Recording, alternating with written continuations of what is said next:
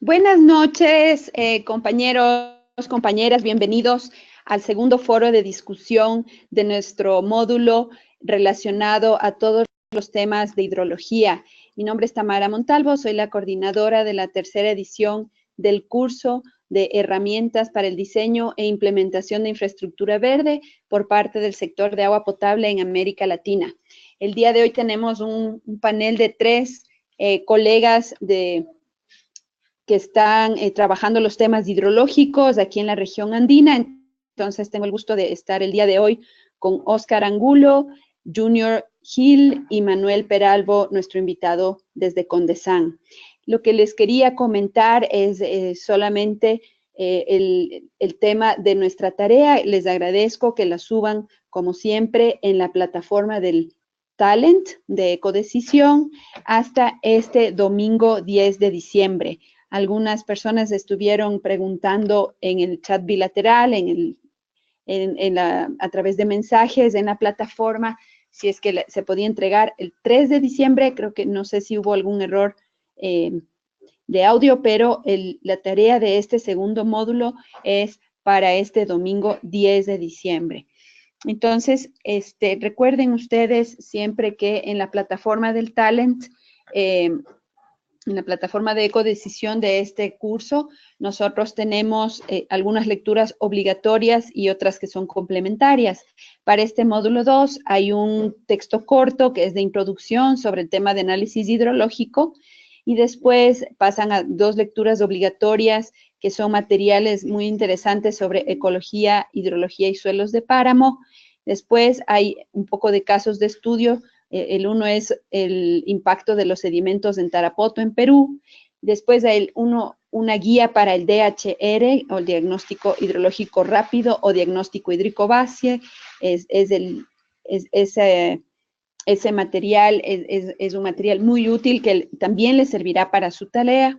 Después, la siguiente y última lectura obligatoria es los lineamientos para la formulación de un PIP en Perú. Entonces, bueno, a los compañeros que vienen desde otras partes de la región, es útil para que ustedes en todo caso vean cómo está Perú dando esos lineamientos. Sin más, quiero agradecerles a todos y todas por su participación el día de hoy y quiero invitarle en primer lugar a Óscar Angulo, compañero desde SUNAS, la Superintendencia de Agua y Saneamiento de Perú, a que abra un poco el foro para después pasar a una serie de preguntas sobre el tema, sobre los temas que plantea Óscar.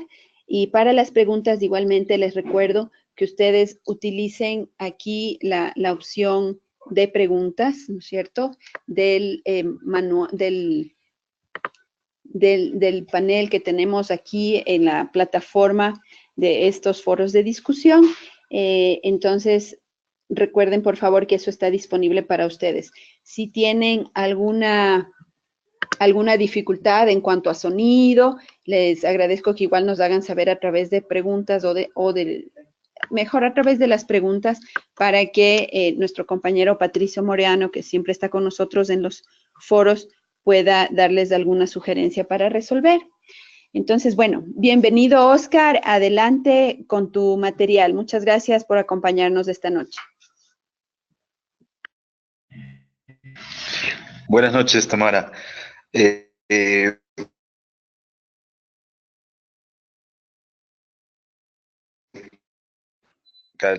internet es un poco limitado. ¿Se me escucha bien?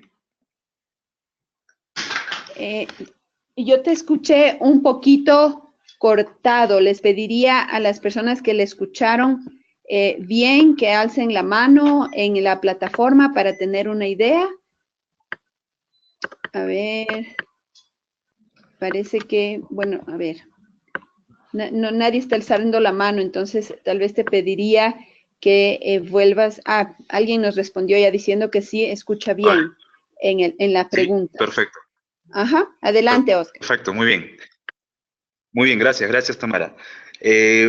Bueno, darle la bienvenida a todos los asistentes de este foro donde se van a discutir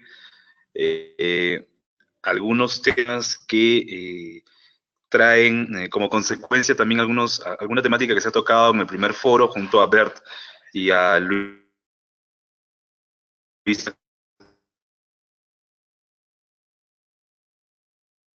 Costa.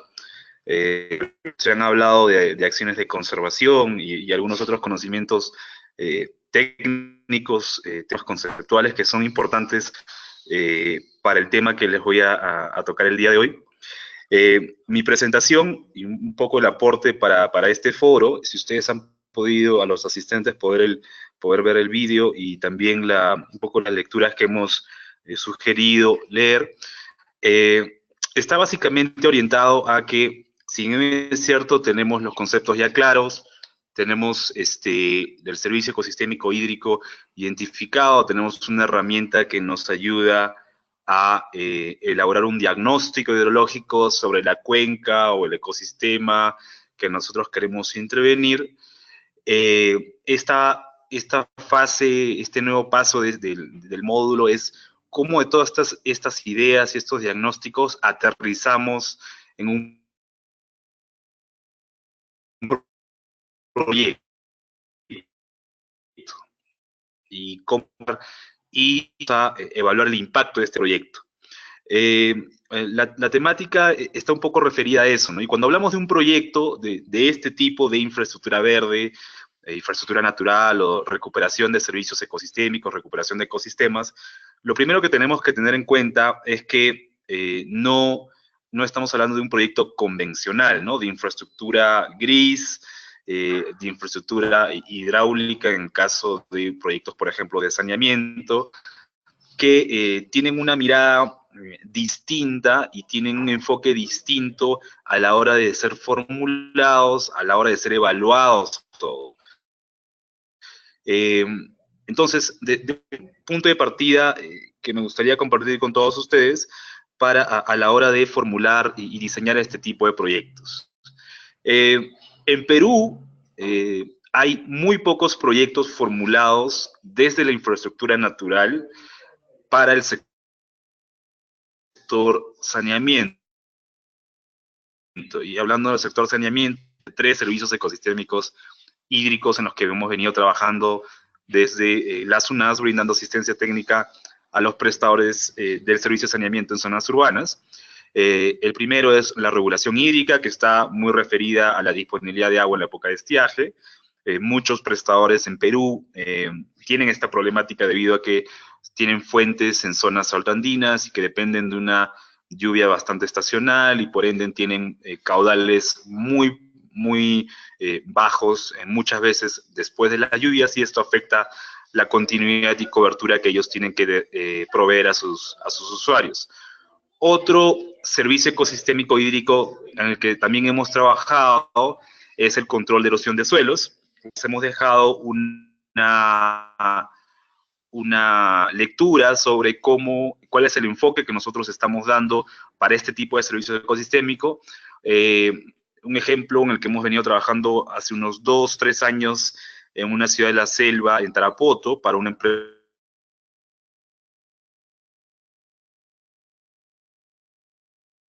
de agua de saneamiento que es de agua cruda en las captaciones a nivel de la planta, y que esto evidentemente ocasionaba, por ejemplo, costos de coagulantes, costos para poder potabilizar esta agua cruda con altos niveles de turbidez bastante altos.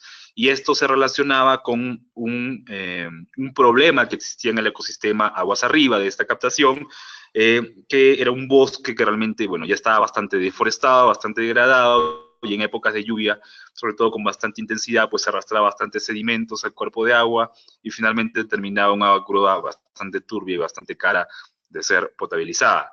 En el ejemplo del video les toco otro proyecto que estamos también trabajando, también relacionado a control de erosión de suelos, basado también en recuperación de ecosistemas, pero ya no degradación por deforestación, sino es una degradación por minería legal, por agricultura,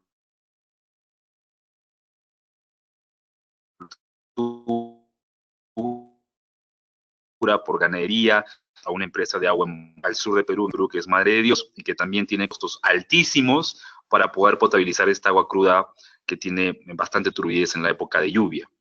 Y el tercer servicio ecosistémico hídrico en el que venimos también trabajando, diseñando proyectos de inversión, es en la regulación de la calidad bioquímica del agua en la fuente, y esto está relacionado mucho a los procesos algales o procesos de eutrofización que embalses altoandinos han venido sufriendo en los últimos 2 o 3 años, por lo menos en Perú, quizás hay algunos ejemplos también en la región, y la idea de estos proyectos es cómo a partir de la infraestructura natural, la recuperación de ecosistemas, declarar, por ejemplo, áreas de intangibilidad en zonas de aporte a embalses, podemos reducir el aporte de nutrientes y que esto evite una proliferación algal cuando, por ejemplo, tenemos épocas de sequía bastante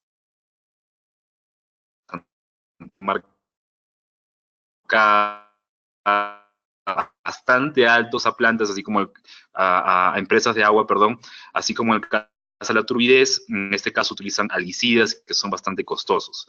Estos tres servicios ecosistémicos son los que venimos trabajando, pero ya desde un enfoque no solamente de investigación, de tener un diagnóstico, sino aterrizar en un proyecto. En el vídeo también les hablo un poco de cuál es, digamos, la unidad productora. Siempre hablamos de inversión pública en Perú, de una unidad productora que tiene que proveer un bien o un servicio para que este sea un proyecto de inversión pública. Bueno, ahora con el nuevo sistema de inversión pública, un proyecto de inversión. Y en ese sentido, para los proyectos de infraestructura verde o natural, hablamos que la unidad productora es la cuenca. Para el sector saneamiento, propiamente dicho, para proyectos convencionales,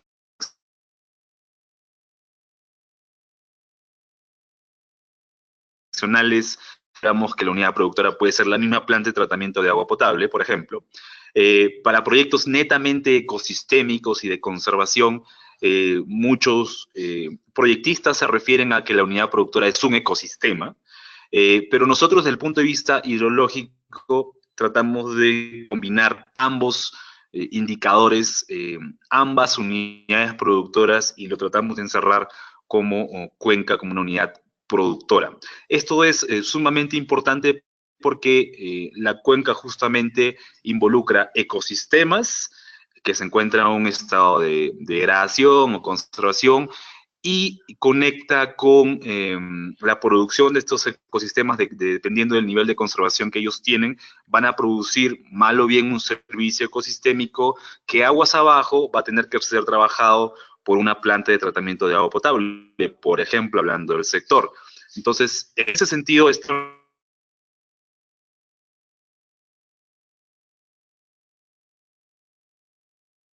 unidad productora desde el enfoque negociadas por mucho tiempo. Otro punto importante que nosotros hemos trabajado desde la Fundación de Proyectos de Inversión es que tenemos que tener herramientas que nos permitan hacer un diagnóstico. Y ustedes ya han hablado, ya han conversado seguramente con Luis Acosta sobre el DHR. El DHR es una herramienta, ha sido una herramienta fundamental para poder brindar asistencia técnica en la formulación de proyectos de inversión en infraestructura natural, infraestructura verde, para poder determinar dónde tenemos que intervenir, cuánto tiempo, cuánto nos va a costar, qué servicio ecosistémico vamos a atender. También hablar del tema de brechas, ¿no? En Perú se habla mucho ahora de que las inversiones públicas están orientadas a cerrar brechas de cobertura, brechas en saneamiento, brechas en hectáreas recuperadas o degradadas. Desde nos ayuda a intentar cerrar este tipo de brechas. Otro punto importante a considerar en un proyecto de infraestructura natural, o en un proyecto de infraestructura verde, es la sostenibilidad del proyecto. Y aquí yo hablo de sostenibilidad del proyecto propiamente de operación y mantenimiento de las inversiones que nosotros hacemos desde los proyectos. Y esto también tiene que ser un componente fundamental como parte del proyecto. Y aquí hay muchos casos, y esto va a depender del contexto en el que nosotros vayamos a formular un proyecto de inversión de esta tipología, en donde podemos aterrizar, por ejemplo, en plataformas de buenas gobernanzas, en grupos técnicos de trabajo, en plataformas como los consejos de cuenca, que justamente nos ayudan a darle sostenibilidad en el tiempo. Muchas veces estos proyectos de inversión pública, ojo, porque aquí estamos hablando plenamente de gasto público, tiene un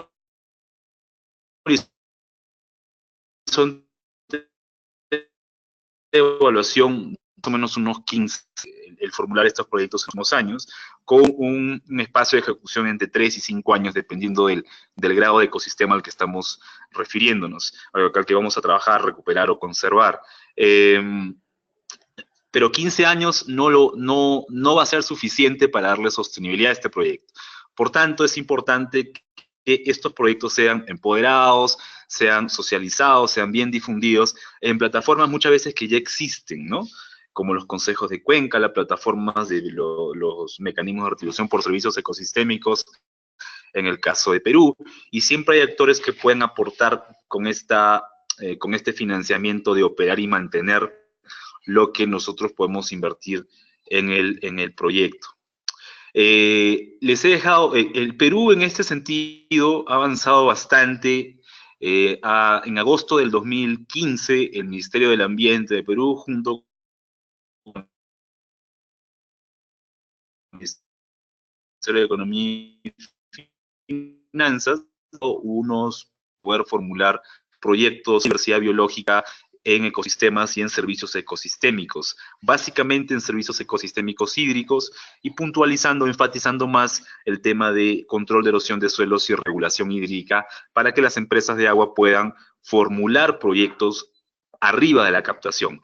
Por mucho tiempo las empresas de agua en Perú han formulado proyectos de captación hacia abajo orientados a mejorar redes, recuperar, refaccionar redes de distribución, mejorar algún módulo de las plantas de tratamiento, pero sin estos lineamientos no tenían la facultad, de alguna manera, y el expertise o digamos, los conceptos para poder ir más allá. Con estos lineamientos recién publicados hace un par de años, ahora las empresas ya tienen como el ABC y una hoja de ruta más o menos marcada para que estas empresas puedan invertir en las fuentes, puedan invertir en las cuencas, nuevamente cuenca comunidad productora, y no solamente en acciones de conservación. Cuando hablamos de proyectos bajo esta tipología, como lo menciono también en el vídeo, hablamos básicamente de 4 componentes. Un primer componente que está relacionado a acciones de conservación, recuperación e in situ del ecosistema que nosotros queremos mejorar. Un segundo componente que está relacionado a el fortalecimiento de capacidades y temas de sensibilización en recuperación, conservación de ecosistemas. Muchas veces las inversiones que nosotros hacemos están en ecosistemas de grado de práctica de una comunidad cerca. Tanto es muy importante a que este proyecto incluya un porcentaje de este presupuesto destinado a fortalecer capacidades, a tecnificar, por ejemplo, alguna actividad agropecuaria o de riego que permita darle sostenibilidad a las acciones de recuperación, conservación.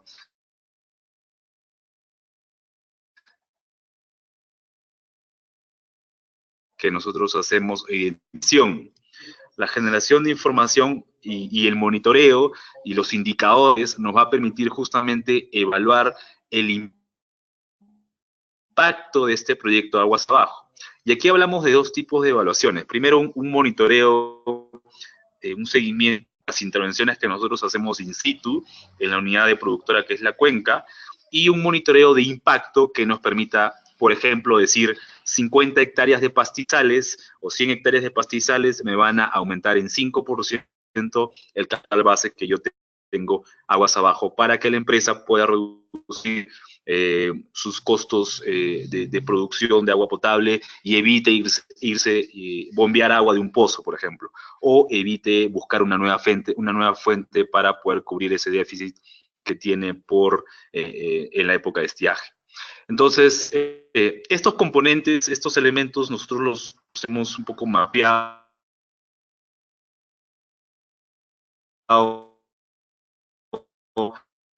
dentro del agua con los que venimos brindando. Estamos estandarizando estos proyectos. Venimos más o menos apoyando, hay muchos proyectos de infraestructura natural relacionados a riego, yo diría que más de 100 en Perú.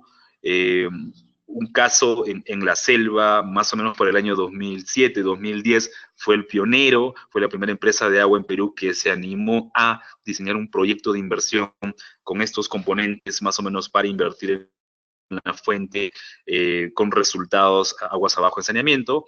Y actualmente venimos formulando unos 8, 9, casi 10 proyectos de inversión pública, todos relacionados con empresas de agua y todos buscando la recuperación del ecosistema de una cuenca que funciona como una unidad productora con la finalidad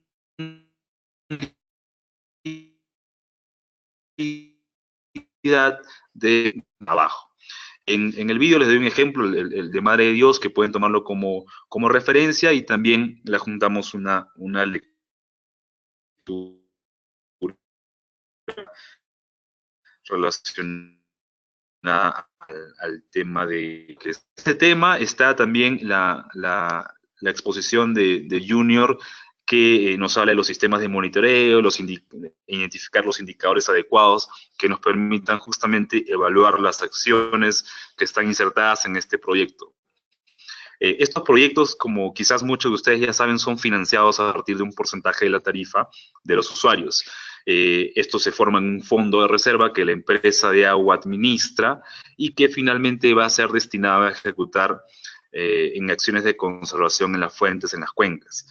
Por tanto, es muy importante demostrar que este porcentaje de la tarifa de los usuarios está siendo destinado a temas que van a mejorar el servicio de saneamiento en calidad o en cantidad a los usuarios.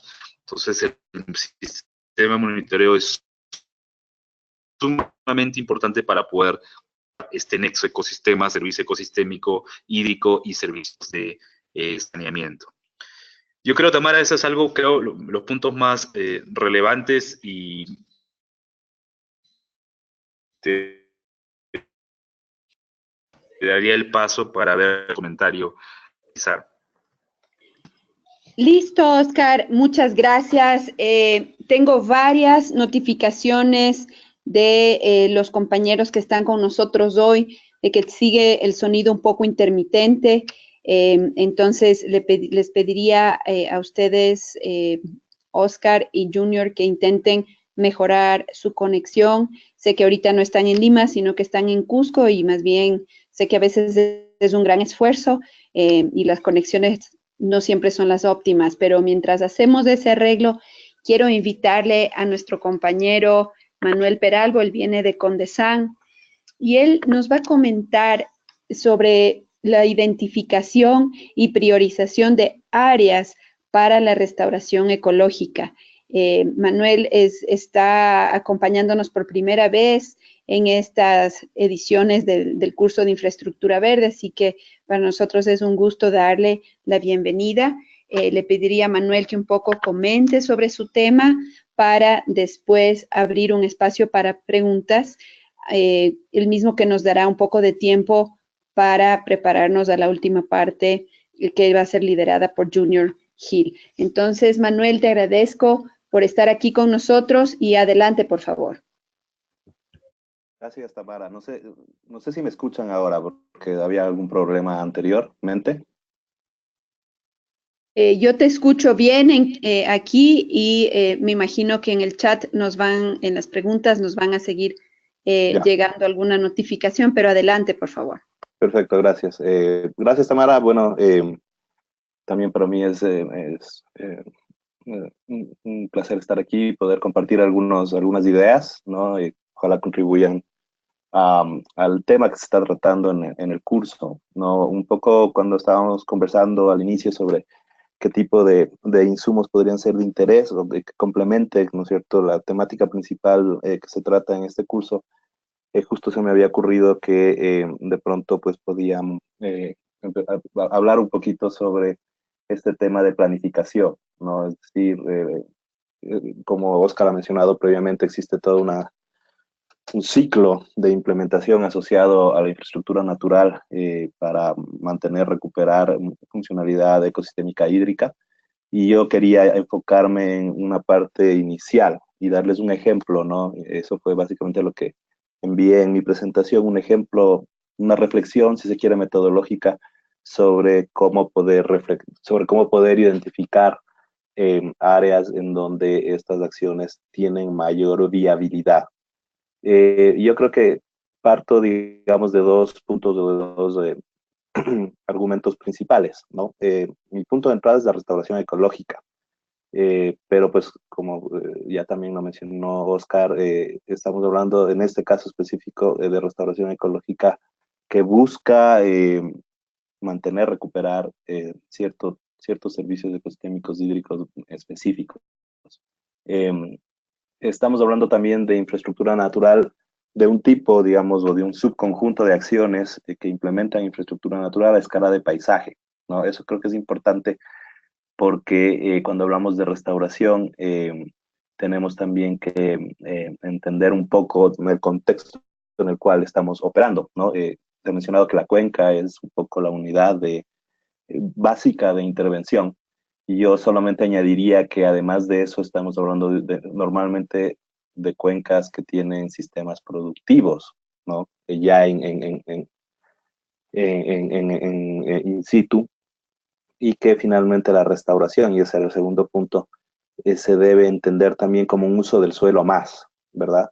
Sobre todo en cuencas donde existe, digamos, una mayor heterogeneidad de uso y cobertura de la tierra, donde existen un conjunto más diverso y heterogéneo de actores, ¿no? Que están tomando decisiones de uso del suelo sobre esa cuenca.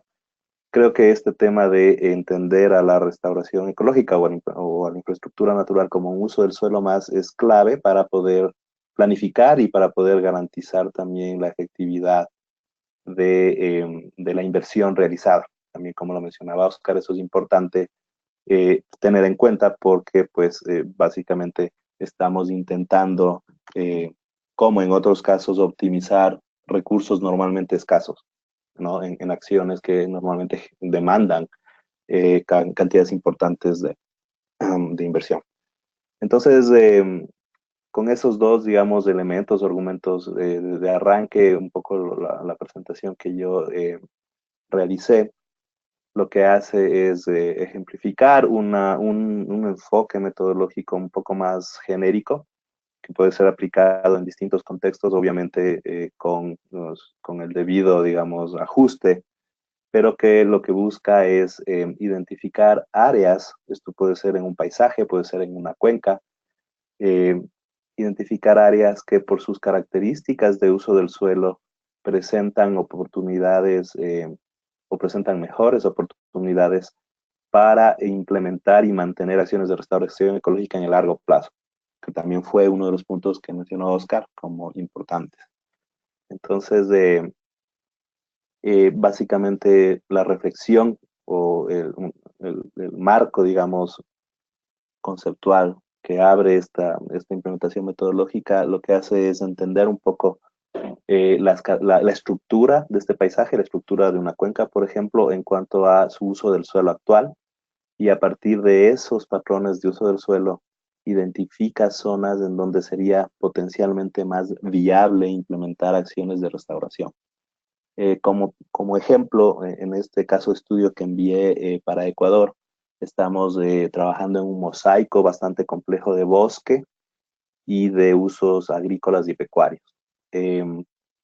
La agricultura está muy concentrada en ciertos lugares con patrones muy asociados al tema de acceso a mercados, al tema de, ¿no es cierto?, de estar de alguna manera también en zonas menos marginales, mientras que la ganadería es un uso del suelo que está disperso en el paisaje, ¿no? Que tiene una distribución mucho más amplia. Y un poco la metodología lo que intenta hacer es identificar aquellas zonas bajo usos agrícolas o bajo usos pecuarios que por sus condiciones podrían presentar digamos, unos sistemas de producción más marginales, Y la idea es que es muy probable que en esa zona sea más fácil priorizar al inicio acciones de restauración, antes que en zonas más consolidadas, en zonas que tienen una rentabilidad mayor y en donde el costo de oportunidad, obviamente, de cambiar el uso del suelo va a ser mayor. Es una idea bastante, digamos, simple y está implementada también de una manera relativamente sencilla y digamos, un poco forma parte de un conjunto más amplio de ejercicios orientados a realizar una planificación sistemática para la restauración.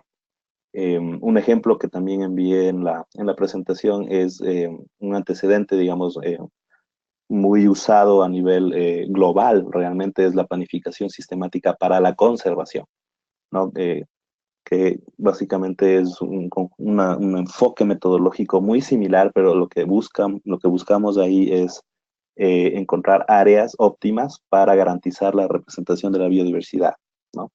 En este caso, lo que estamos haciendo es encontrar un conjunto óptimo de áreas para promover la implementación y sobre todo la sostenibilidad de acciones de restauración a largo plazo, con un criterio justamente de empezar o de enfocarse al inicio en zonas que presentan mejores oportunidades desde el punto de vista de uso del suelo.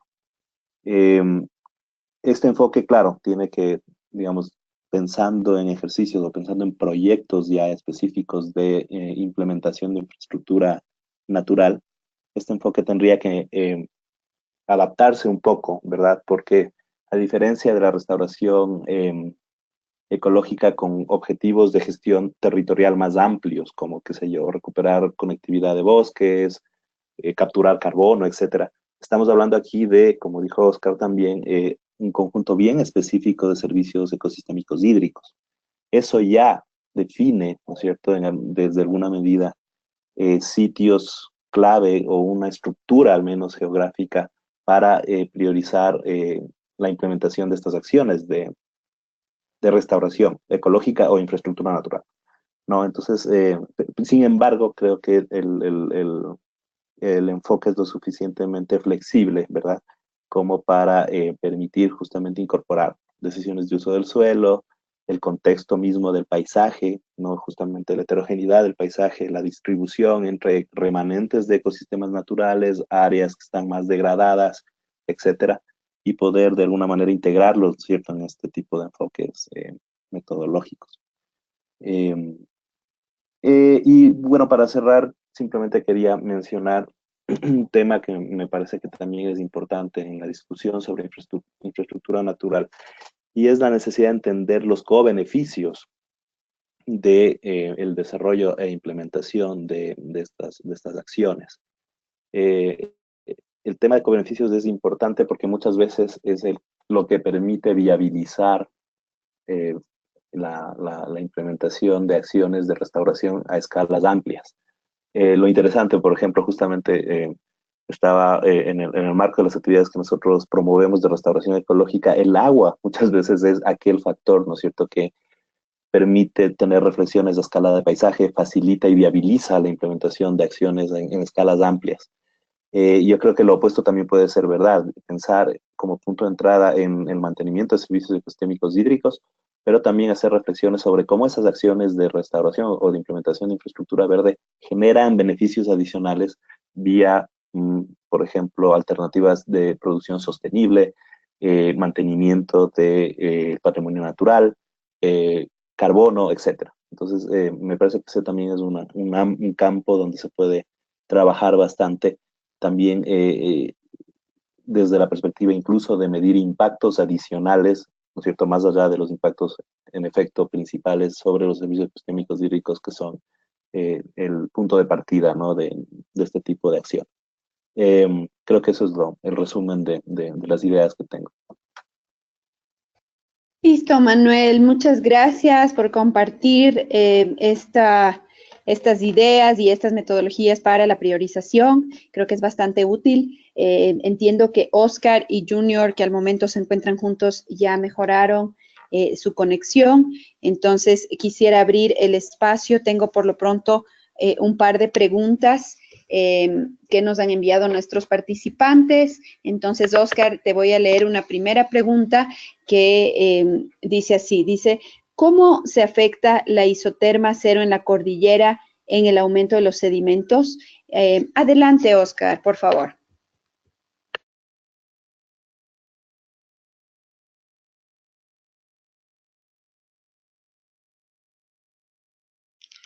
¿Aló? Tamara, ¿me escuchas mejor? Ahí te escucho bastante mejor. Adelante. Gracias, Tamara. En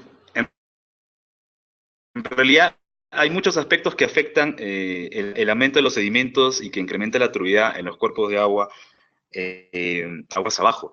En cordillera no hemos visto mucho este problema, más que todo lo hemos visto en zonas, ecosistemas amazónicos, donde sí pues existe un evidente arrastre de sedimentos producto de deforestación o degradación de ecosistemas en la parte alta de la cuenca. Lo que sí vemos en ecosistemas altoandinos, en cordillera, es un tema de regulación hídrica, es decir, ver la disponibilidad de agua en la época de estiaje.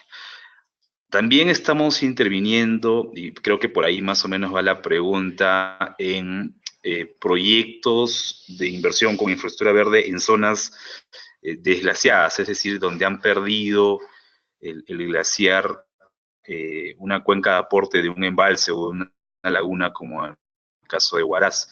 Y esto trae no problemas de sedimentos, principalmente, más sí hay arrastres de minerales, de metales que empiezan a contaminar la calidad de agua de la fuente. Esto sí estamos viendo en la cordillera, en embalses altoandinos. Y para eso la idea es justamente tratar de recuperar la capacidad de estos ecosistemas que ya son suelos desnudos, que antes había glaciar y ahora no, tratar de recuperarlo con algún tipo de pasto natural, algún tipo de vegetación que crezca a estas alturas con estas temperaturas y con en estas condiciones climáticas, que justamente evite el arrastre de minerales y metales pesados en estos embalses, ¿no?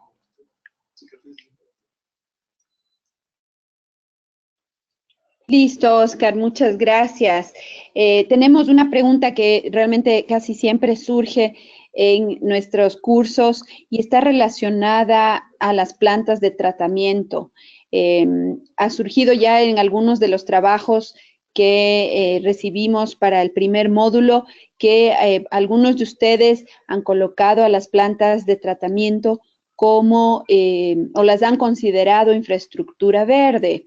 Entonces, realmente, bueno, es un tema que genera debate y le pediría a Oscar que me permita leerle la pregunta y después nos dé su opinión al respecto. Nuestro compañero Alfredo Salinas nos dice que el PENUMA y otros autores incluyen como infraestructura verde las amunas y los andenes.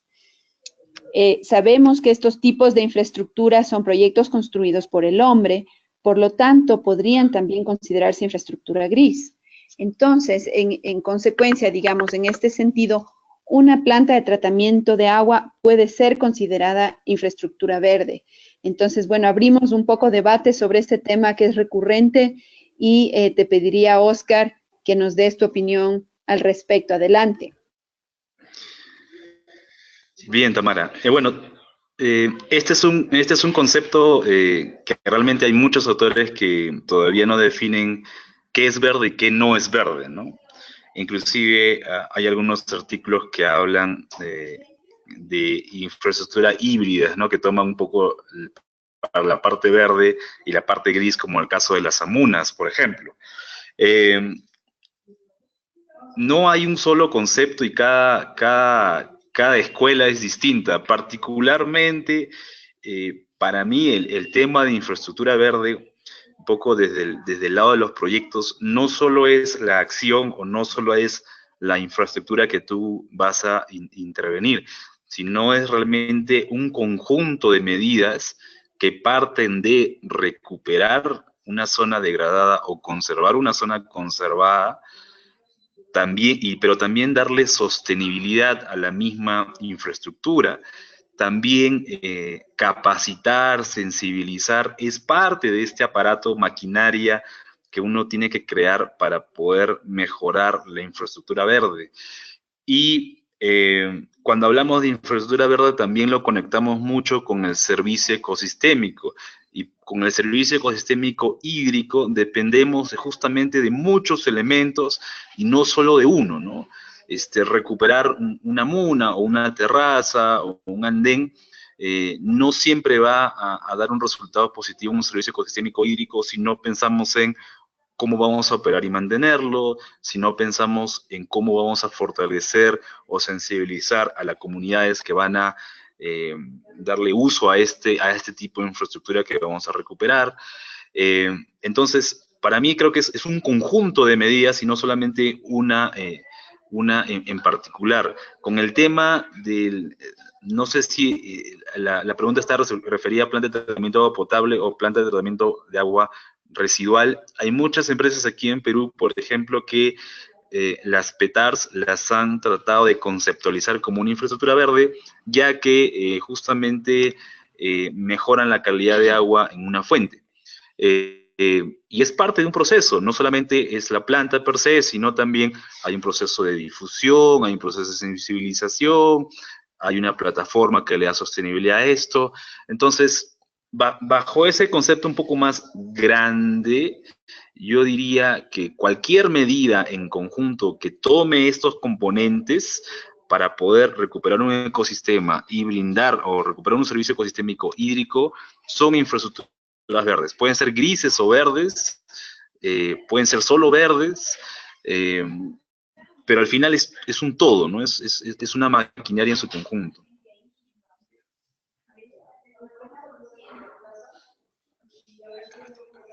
Hola.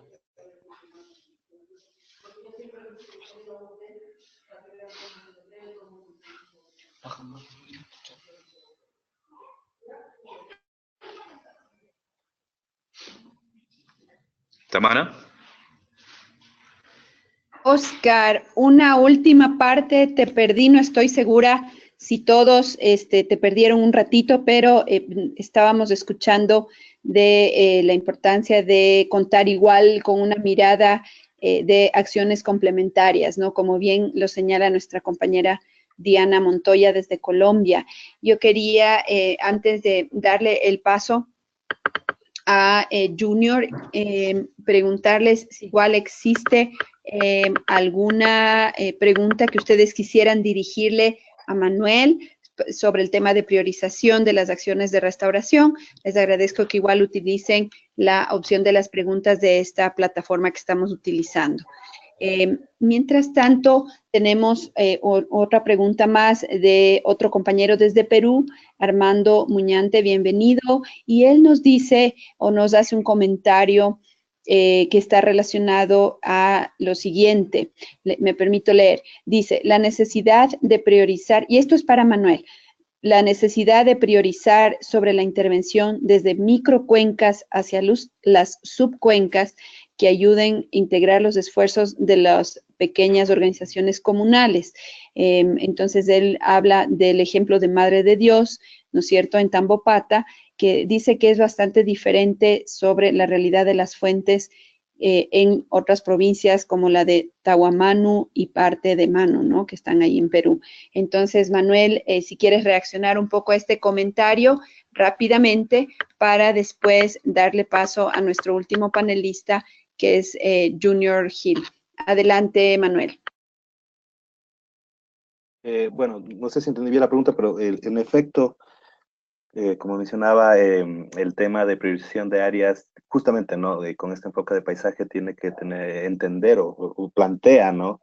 Entender cuál es el contexto específico local de acceso y uso a la tierra, ¿no? Acceso y uso al recurso suelo como uno de los componentes clave. Y probablemente en los ejemplos que se mencionan en la pregunta, pues sí, hay condiciones muy distintas. Por ejemplo, en la zona en que yo les envié la presentación, es una zona donde el 100% de la tierra son fincas, ¿no es cierto? Es propiedad privada, es propiedad individual. Ahí no hay comunidades. Y no hay suelo con acceso comunitario. En otras zonas de los Andes, lo opuesto es cierto, ¿no es cierto? La tenencia principal de la tierra es comunitaria y muchas de las decisiones de uso del suelo se toman a ese nivel. Entonces, el tema de tenencia de la tierra me parece que es uno de los componentes clave de estos procesos, de entenderlo, y lo otro, pues, también son las dinámicas de producción, ¿no? Y de uso del suelo, que tienen que tenerse en cuenta para el tema de planificación y priorización de área. Listo, Manuel, muchas gracias por tu respuesta. Entonces, ahora quiero invitarle a Junior Hill, que viene también con una trayectoria muy interesante en el trabajo de hidrología y de servicios ecosistémicos, de infraestructura verde en Perú. Entonces, bienvenido, Junior, y te doy la palabra. Adelante, por favor. Muchas gracias, Tamara. Buenas noches con todo. Primero quería asesorarme si es que se escucha bien, ¿hay alguna interferencia? Ahorita, en este momento, se te escucha alto y claro. Espero que mantengamos así todo bien. Responde Henry Alayo. Adelante, por favor. Ok, perfecto. Esperemos que sí se mantenga bien. Bueno, básicamente la idea un poco del tema que me tocaba a mí dentro del módulo 2 era exponer un poco el porqué de la necesidad de realizar un monitoreo hidrológico, ¿no? Como ya habían explicado anteriormente, tanto Oscar como Manuel desde dos puntos de vista, ¿no? Un poco de los proyectos y un poco de la necesidad de planificar las intervenciones.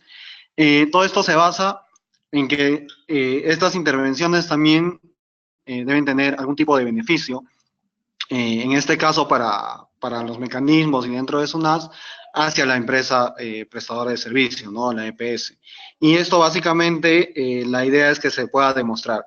Entonces, en base a eso, nosotros se está diseñando un protocolo de monitoreo en el cual se pueda comenzar a ver cuáles son los beneficios a partir de las intervenciones que se realizan en las cuencas, ¿no?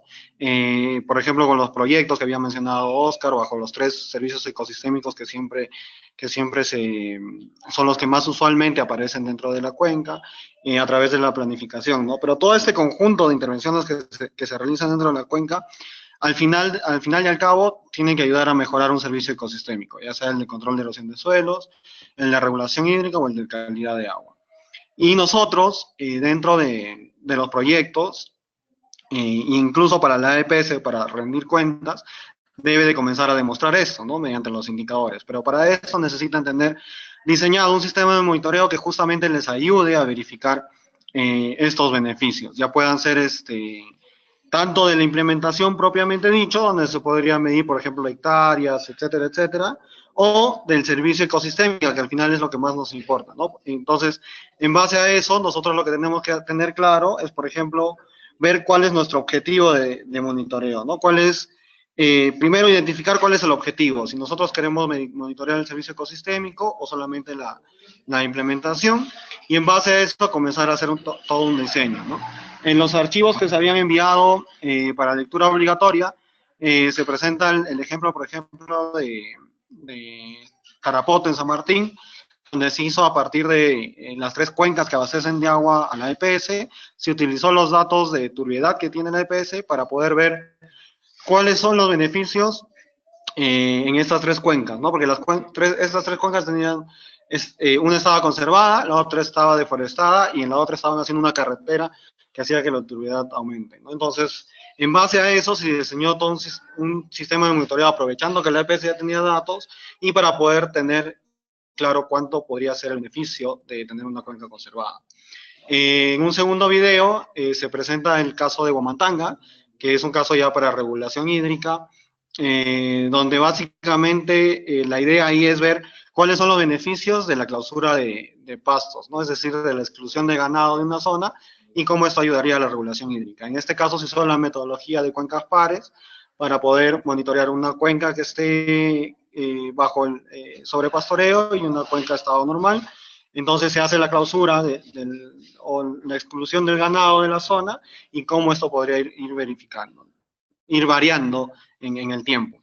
Entonces, básicamente la idea es comenzar a hacer estos diseños a partir de los objetivos que nosotros tenemos en cada una de nuestras cuencas, y para eso justamente es importante hacer primero el diagnóstico hidrológico rápido, identificar el proyecto y hacer una planificación de todas las intervenciones, ¿no? Y luego de esto también la información que se va generando con este monitoreo nos sirve para poder diseñar nuevos proyectos y teniendo una idea de cuánto podría ser el beneficio dentro de estos servicios ecosistémicos. Entonces, estos monitoreos nos sirven para la evaluación ex ante y post de los proyectos dentro del sistema que había explicado Oscar anteriormente, ¿no? Y también el tercer video que les había presentado es un poco ya la iniciativa de monitoreo hidrológico en ecosistemas andinos, el cual pertenece a SUNAS, es socio estratégico, donde se está utilizando la metodología de cuencas pares para monitorear las intervenciones que se realizan a lo largo de la región andina, ¿no? Se tienen sitios de monitoreo desde Ecuador hasta Bolivia y cada uno identifica diferentes problemas y va monitoreando esos temas. Entonces, básicamente, eso es un poco el resumen del tema que me había tocado exponer a mí dentro del foro de discusión. Y bueno, si hay preguntas, estamos aquí para contestarlas.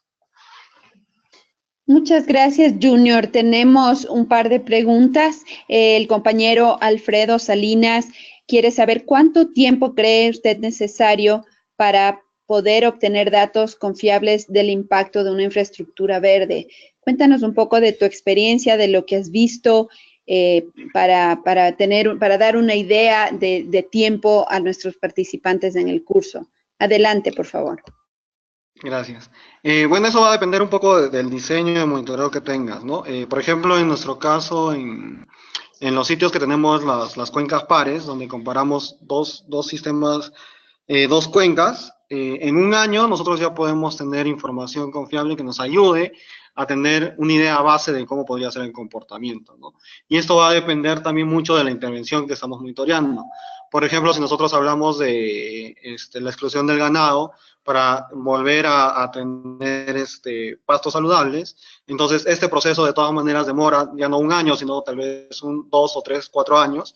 Entonces, al final de esos 4 años, nosotros vamos a poder ver efectivamente cuánto es el beneficio. Pero ya al primer año, nosotros deberíamos de tener algunos indicios de cómo podría ser ese cambio, ¿no? Y por lo mismo, con el control de erosión de suelos, eso es un poco más fácil, porque la respuesta de la cuenca es mucho más rápido en comparación a la regulación hídrica. Pero, como digo, en el extremo, o sea, lo que normalmente nosotros necesitamos es información rápida, y en el primer año ya nosotros deberíamos tener información que nos ayude a identificar cómo podría ser el beneficio, ¿no? Luego de eso, ya poco a poco se va siendo confiable, y yo creo que en el tercer año ya deberíamos tener datos 100% confiables que nos digan cómo se está comportando o cuál es el beneficio de las intervenciones que estamos monitoreando. Excelente, Junior, muchas gracias. Otro compañero nos pregunta, ¿qué tipo de proyectos pueden tener impactos directos sobre la recarga hídrica en menor tiempo? ¿Podrías darnos una idea, por favor? Bueno, lo que nosotros hemos visto bastante aquí son las cochas de infiltración, ¿no? Que básicamente son diques naturales que ayudan a infiltrar en la parte alta, ¿no? El otro lado es los pastos, que eso demora un poquito más, pero también es una actividad un poco más sostenible que ayuda a infiltrar el agua en el acuífero, ¿no? Entonces, por la experiencia que hemos tenido, yo creo que esas son las dos actividades que ayudarían a tener una recarga más pronta, ¿no? De ahí hay otras, bueno, de ahí está las amunas, está el mamanteo, como se llama en Huamantanga. Entonces, son actividades que ayudan a infiltrar directamente el agua de precipitación en las laderas de los cerros, y eso hace que el efecto sea más rápido. Listo, Junior, gracias. Tenemos una solicitud del compañero Luis Albán pide una aclaración un poco de la definición de servicios ecosistémicos hídricos que estamos utilizando. Dice que siente confusión porque a su parecer se están mezclando varios servicios ecosistémicos. Entonces, no sé si, Oscar, tú puedes reaccionar con una pequeña orientación sobre la definición de servicios ecosistémicos hídricos, y tal vez después Junior complementa para ver si después también Manuel quiere complementar. Gracias. Bueno, desde la práctica hablamos de servicios ecosistémicos hídricos a los beneficios que vamos a tener a partir de la conservación, recuperación de un ecosistema en cantidad o calidad de agua. Y bueno, y en el sector saneamiento hablamos básicamente de los tres que había mencionado, ¿no? Regulación hídrica por un tema de cantidad y control de erosión de suelo y regulación de la calidad química del agua relacionados a la calidad propiamente del agua. Entonces, sé que hay otros servicios ecosistémicos más allá de los hídricos que a partir de la recuperación de los ecosistemas también se pueden mapear, ¿no? Belleza paisajística, secuestro de carbono y otros más que la misma biodiversidad de los ecosistemas te pueden proveer a la sociedad a partir de la conservación y la recuperación de los mismos. Sin embargo, para el sector siempre hablamos que nos preocupa el árbol, nos preocupa el ecosistema, pero más allá de eso nos preocupa que estos ecosistemas provean de agua en un determinado tiempo que lo necesitamos y que sea de buena calidad para seguir prestando el servicio a los usuarios. No sé si Junior puede quizás complementar algo más técnico. Sí, solo para complementar un poco más, básicamente los servicios ecosistémicos son aquellos beneficios que nosotros podemos conseguir del ecosistema, ¿no? Y cuando nos referimos del hídrico es básicamente del ecosistema agua. Entonces, esos beneficios justamente tienen que ir a dar hacia un benefactor, que es la población. Entonces, es por ello que nosotros dentro de los servicios ecosistémicos hídricos encontramos el de regulación hídrica, ¿no? Que es básicamente cómo nosotros mantenemos el agua. El otro es el rendimiento, que básicamente es cuánto de agua hay en un año. El control de erosión de suelos, que también tiene mucho que ver con el agua. Y la calidad química del agua, ¿no? Entonces, son los cuatro servicios ecosistémicos hídricos en los cuales nosotros encontramos dentro de la cuenca. Gracias, Junior. Manuel, ¿quisieras tú complementar algo en esta pregunta? Sí, no, de pronto simplemente el tema de que los servicios ecosistémicos hídricos, en general los servicios ecosistémicos, digamos, tienen un vínculo a procesos ecosistémicos específicos, ¿no? Entonces, que básicamente, ¿no es cierto?, son ciclos y dinámicas propias de un ecosistema, ya puede ser un bosque, puede ser un ecosistema no arbolado como la puna o el páramo. Digamos, el funcionamiento de estos ecosistemas se traduce en ciertos procesos como intercepción, por ejemplo, de lluvia horizontal, de neblina, evapotranspiración, escorrentía, infiltración de agua subterránea. Entonces, cada uno de estos ecosistemas se comporta de forma distinta en cuanto a esas dinámicas y como resultado de ese comportamiento se realizan estos beneficios de los cuales hablaron Oscar y Junior. Gracias, Manuel.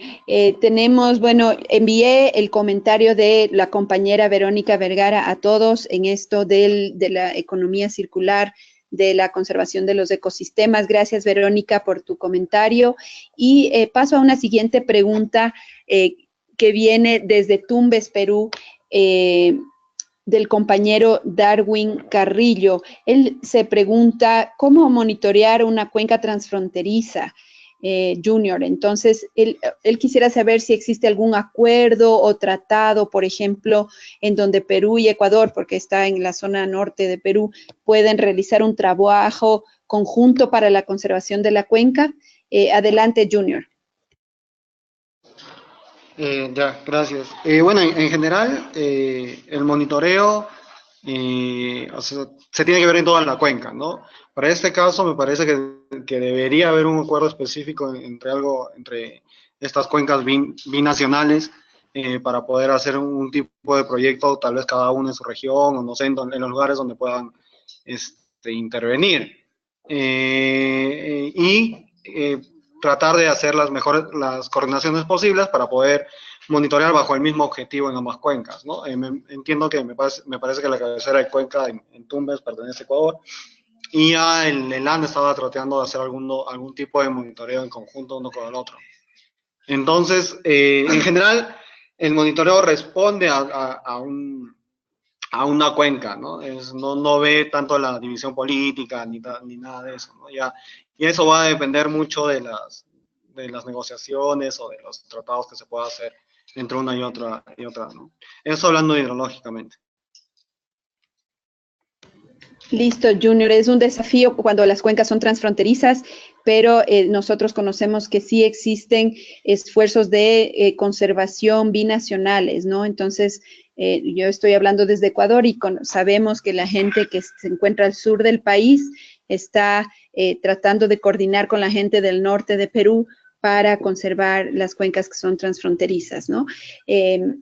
Ahora quisiera dar paso a otra pregunta que está relacionada a la conservación de la agua en las partes altas, ¿no?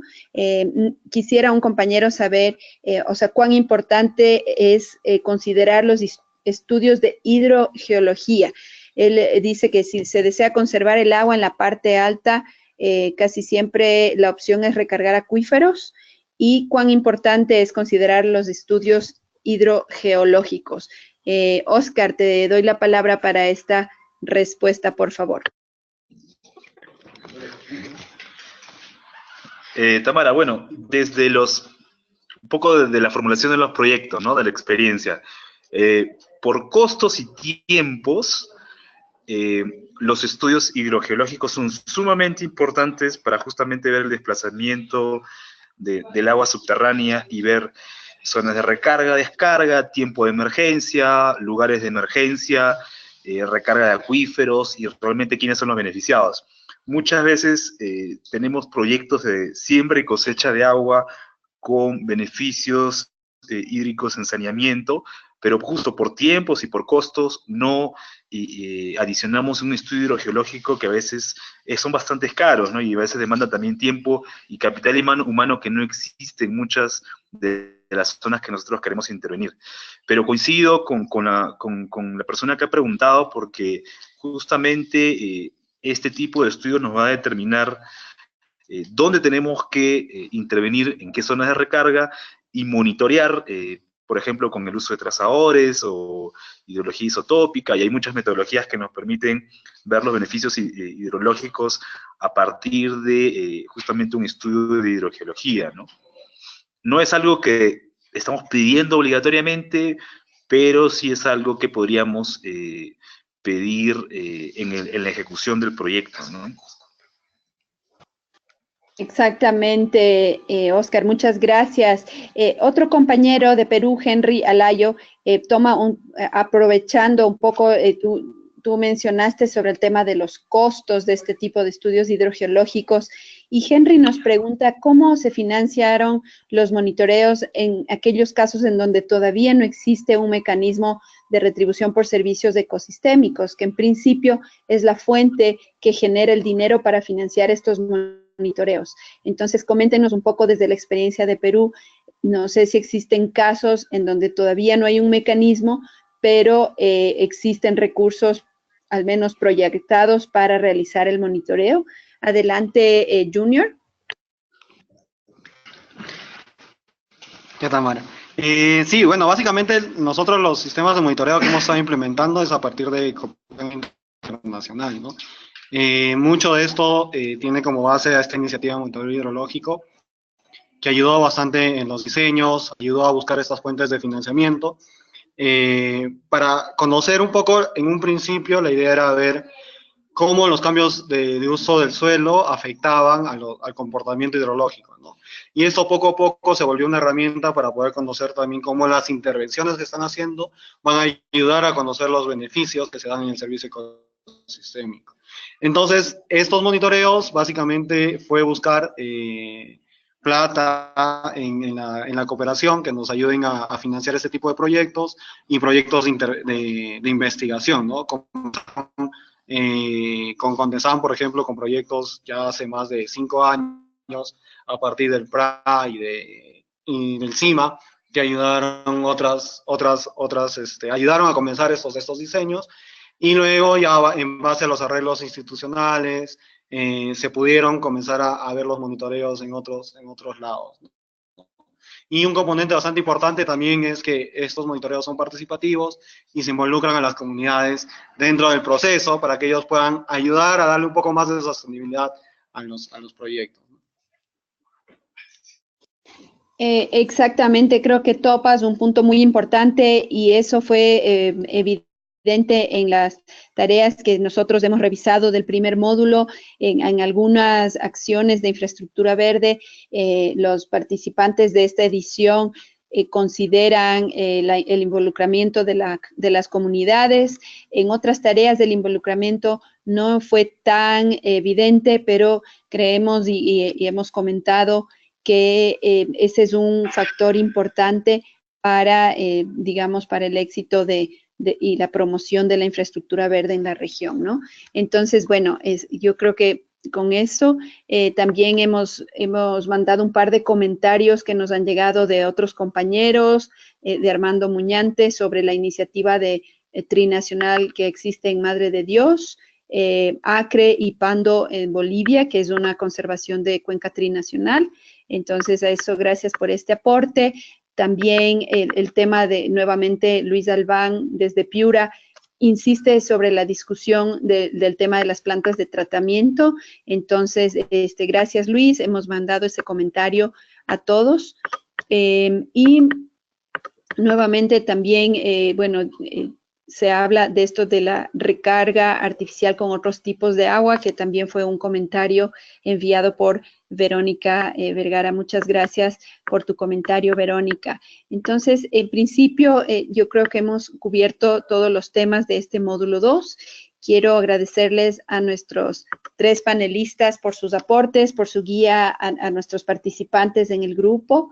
Les recuerdo entonces que sus tareas las esperamos que sean subidas en el sistema de la plataforma de ecodecisión del curso hasta este domingo 10 de diciembre, medianoche. Tenemos una última pregunta de Jerónimo Valle desde el Cono Sur. Dice Jerónimo que quisiera saber si tienen un listado de las principales variables a medir o los principales indicadores para saber la efectividad en el funcionamiento de las plantas de tratamiento con infraestructura verde. Entonces, Junior, no sé si puedes reaccionar, te agradezco que reacciones a esta pregunta y voy a copiar la pregunta en el chat de todos. Gracias. Adelante. Pero eso, hijo de planta. Tamara. Sí, nosotros en Sonada recién estamos comenzando a trabajar un poco ese tema de los indicadores en las plantas de tratamiento. Básicamente lo que nosotros vemos es que estos indicadores biológicos no están siendo vertidos hacia las fuentes de agua, ¿no? Pero todavía un listado oficial, por así decirlo, todavía no se tiene dentro de SUNAS. Bueno, Junior, entonces imagino que eso estará en construcción y sería interesante ir viendo estas variables que se van construyendo sobre la base de la experiencia de ustedes ahí en Perú. Si igual otros colegas quieren complementar sobre esto, les agradezco que los asistentes al chat, al foro de discusión del día de hoy nos envíen sus aportes en esta cuestión, ¿no? Entonces, bueno, les agradezco mucho a todos y todas por su participación el día de hoy.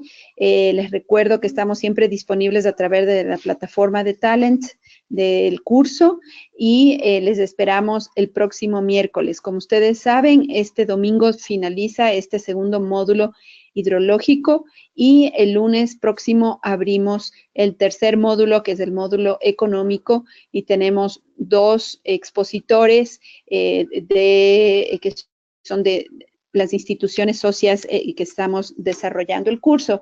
Entonces tendremos a Jenna Gami desde la ONG Forest Trends de Estados Unidos y a Max Carvajal de SUNAS Perú. Muchas gracias nuevamente a todos por su participación y hasta la próxima ocasión. Hasta luego. Gracias, hasta luego.